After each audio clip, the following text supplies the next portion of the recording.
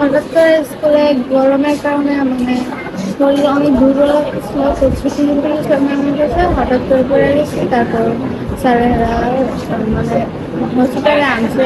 আমি যখন অসুস্থ হয়েছি, আমি সবার আগে স্কুলে যাওয়ার আগে আমি অসুস্থ হয়েছিলাম। পরে আমার আমার ক্লাসমেটরা পানিতে নিতেছিল, নিচে এর মধ্যে আরেকজন সেন্সলেস হয়ে গেছে। সেন্সলেস হওয়ার পর ওরে পাঠিয়েছে হসপিটালে। এর মধ্যে আমি হয়ে গেছিলাম। পরে আমার হসপিটালে নিয়ে আসছে। আমার সাথে আর মানে আমার আসার পর আমার দুজন ম্যাম নিয়ে আসছে।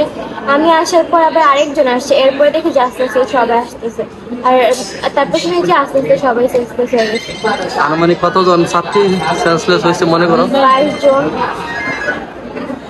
এর মধ্যে আমার দুইটা ম্যাম নিয়ে আসছে। আসার পরে আস্তে আস্তে দেখি যে সবাই হয়ে যাচ্ছে। গরমের মধ্যে আমাদের মানে আমি চাইছিলাম যে আমার আগে থেকে শরীরটা একটু খারাপ লাগতেছিল, আমি চাইছিলাম যে অ্যাসেম্বলিটা যাতে না করি। পরে ম্যামরা বলতেছে যে অ্যাসেম্বলি করতে হইবে, এটা বাধ্যগত, অ্যাসেম্বলি করতে হবে। আমার ব্যাগটা উপরে নিয়ে যেতেও দেয় না, আমার সাথে সাথে অ্যাসেম্বলি করতে নিতে। পরে আমি তো ছাড়ার মধ্যে দাঁড়িয়েছি, মানে পরে ম্যামদেরকে বলে একটু ছাড়ার মধ্যে দাঁড়িয়েছি। পরে যখন আমি অসুস্থ হয়ে গেছি, আমার ক্লাসমেটরা আমার সাথে একটু হসপিটালে আসতে চেয়েছিল। বলতেছে ম্যাম বলতেছে কি যে 10 মিনিটের জন্য কি সহ্য করতে পারবে না, গার্ডিয়ান আসো, গার্ডিয়ান আসলে গার্ডিয়ান নিয়ে যাবে। পরে দেখছি যে অবস্থা একটু বেশি সিরিয়াস, তখন গিয়ে ম্যামদেরকে দিয়ে, দুইটা ম্যামদেরকে দিয়ে আমার এনে পাঠিয়েছি। ক্লাসের মধ্যে ফ্যান লাইট এগুলো সমস্যা আছে। কারেন্ট মানে এখন তো গরমকাল, তো কারেন্ট একটু পর পরে চলে যায়। তো ক্লাসের মধ্যে আমরা থাকতে পারি না। ওই দিনও মানে কয়েকদিন আগে ক্লাসের মধ্যে একজন সেন্সলেস হয়ে গেছে। মানে আমাদের ফ্যানও একটু পর পর এক একটা মানে চলে যায়, হঠাৎ করে চলে যায়। কারেন্ট না থাকলেও মাঝে মাঝে ফ্যান লাইটের সমস্যা দেখা দেয় আমাদের এখানে। আলো বাতাস তো এটা লাগে, লাইট ছাড়া আমাদের চলেই না। লাইটের সমস্যা দিয়ে ফ্যানগুলোর মধ্যে সমস্যা হয়। রুমের মধ্যে দেখতেছে, এটার মধ্যে কোনো আলু বাতাস পাওয়া যাইতেছে না, আলু বাতাস পাওয়া যাইতেছে না। এরপরে ফ্যান গুলো মানে সেরকম পারফেক্ট না, অনেক সময় ডিস্টার্ব দেয়। এত বড় গরমের মধ্যে ফ্যান গুলা অ্যাসেম্বলি ঘন্টাটা কইরা এরা ফ্যান যদি ঠিকঠাক ভাবে বাতাস না পায়, তো এরা তো অসুস্থ হয়ে যাবো।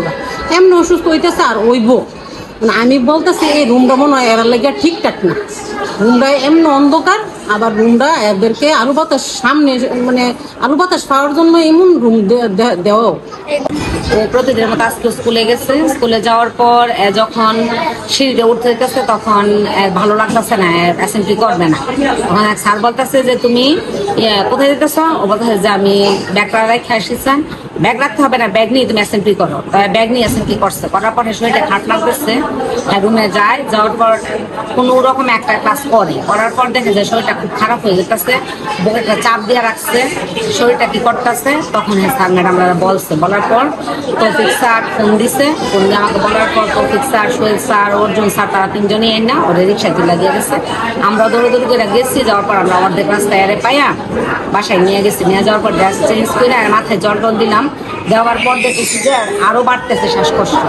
তারপর আমরা হসপিটালে নিয়ে আসছি। প্রথম অবস্থায় অক্সিজেন দেওয়া হয়েছে, তারপর ইঞ্জেকশন করা হয়েছে, স্যালাইন দেওয়া হয়েছে। স্যালাইন শেষ হয়েছে 8 ঘন্টা হয়।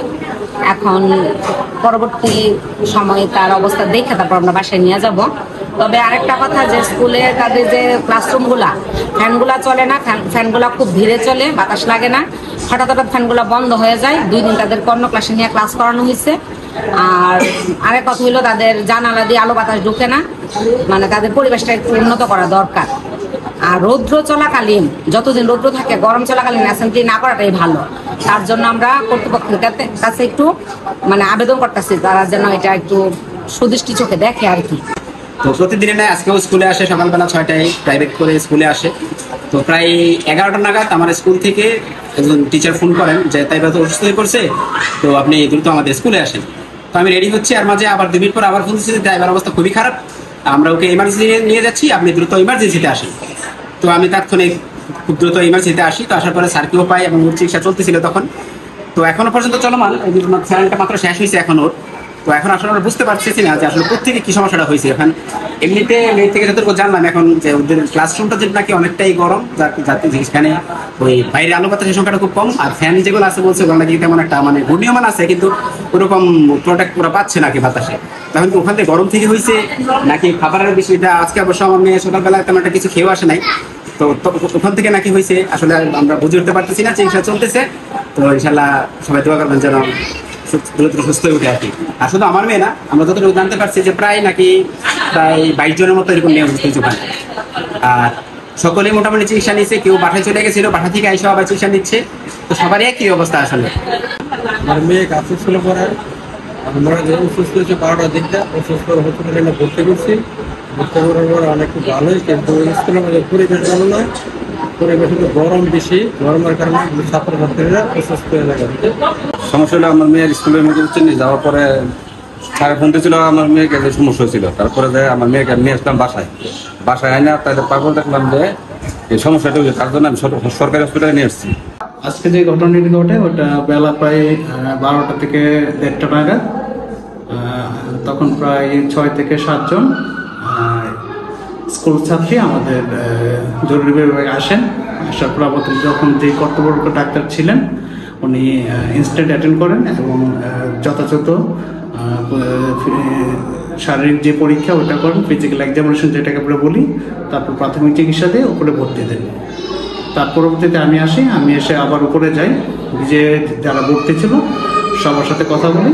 তো কথা বলে আমি প্রাথমিকভাবে যেটা মনে হলো এটা হচ্ছে অতিরিক্ত গরমের প্রকোপে ঘটনাটি ঘটেছে, যেটাকে আমরা মেডিকেলের ভাষা বলি হিট এক্সহশন।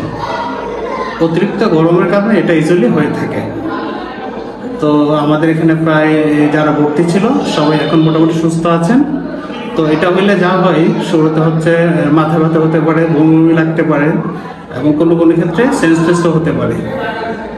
তো ঘটনাটা আমরা যতটুকু শুনলাম, ওখানকার যে প্রিন্সিপাল ম্যাডাম ওনাদের সাথে কথা হলো, ওখানে এরকমই 20 থেকে 22 জনের মতো হয়েছিল। কিন্তু যারা মোটামুটি তুলনামূলক খারাপ ছিল তাদেরকে হচ্ছে হেলথ কমপ্লেক্সে পাঠানো হয়েছে।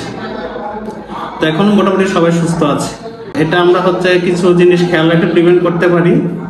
যেমন গত 1-2 দিন যাবত একটু গরমের প্রকোপটা বেশি যেটা মনে হয়। আর একজন অসুস্থ রোগীর সাথে যার প্রথম অ্যাটাকটা হয় তার সাথে আমি কথা বলি।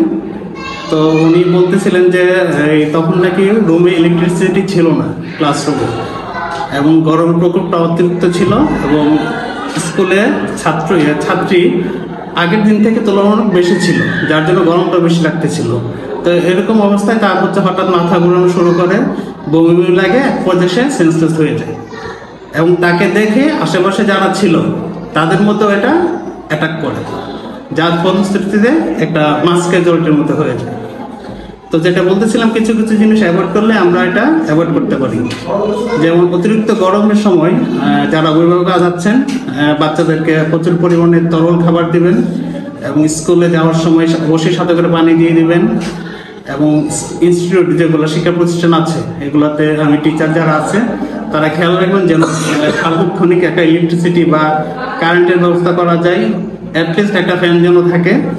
এবং স্কুলে যে ধারণ ক্ষমতা ক্লাসরুমে সেটা যেন অতিরিক্ত স্টুডেন্ট না থাকে এবং অকারণে রৌদ্রে না যাওয়া, ছায়াতে অবস্থান করা, এই সকল জিনিসগুলো যদি মানতে পারি তাহলে যে হিট এক্সহশন নামে যে জিনিসটা হয় এটা আমরা খুব সহজেই অ্যাভয়েড করতে পারবো।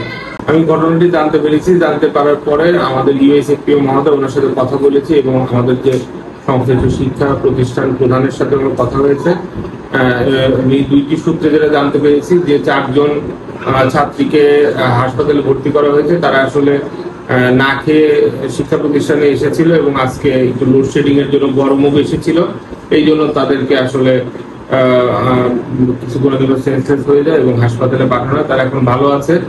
আর আরো কিছু শিক্ষার্থীরা তারা অস্বস্তি বোধ করছিল গরমের জন্য, তাদেরকে আসলে শিক্ষা প্রতিষ্ঠান থেকে বাসায় পাঠানো হয়। এটা আসলে আমার কাছে মনে হয়, এবং আমি ইউএসএফপি মহোদয়ের সাথে কথা বলেছি, এটা আসলে খুব শঙ্কার কোনো বিষয় না। মেইনলি হলো গরম এবং না খাওয়ার জন্য বিষয়টি হয়েছে। আমরা ইউএসএফপিওকে বলেছি যে বিষয়টিতে অন্য কোনো আর কোনো বিষয়, গুরুতর কোনো অসুস্থতাজনিত কোনো বিষয় আছে কিনা সেটা তাকে খতিয়ে দেখার জন্য। আচ্ছা, এটা যদি এরকম কোনো বিষয় থাকে তাহলে আমি নিজের সরেজমিনে পরিদর্শন করব। আর আজকে যেহেতু লোডশেডিং ছিল ওই জন্য একদম আজকে গরমটাও বেশি, তারপরে যদি এরকম হয় যে ভেন্টিলেশনের আসলে একটা সুব্যবস্থা থাকা দরকার, সেটা আমরা সরেজমিনে দেখে আমরা যথাযথ ব্যবস্থা করব।